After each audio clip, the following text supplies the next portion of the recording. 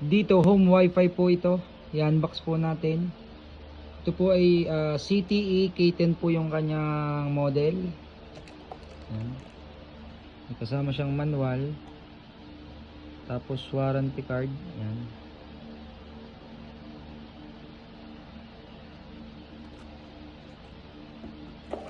So, ito yung modem niya. Meron siyang built-in na antena.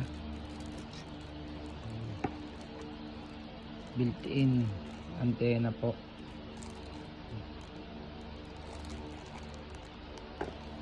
Tapos may kasama siyang adapter, ayan. Saka yung internet cable niya, ayan. Wala na pong kasamang bayan lang po.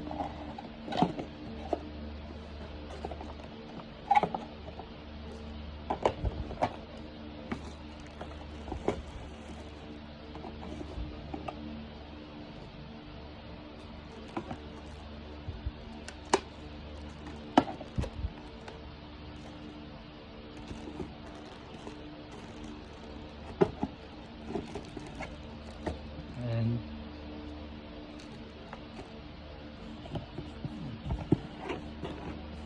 Dito home wifi.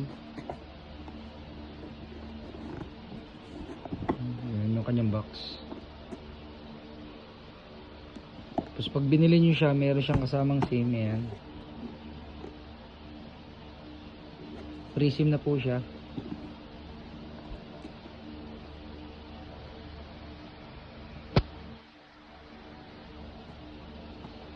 Napakalakas ng modem na to. Kasi malakas. Basta malakas yung signal sa inyo nandito, okay na okay ito. Swak na swak. Tapos marami pa silang promos na napakamura.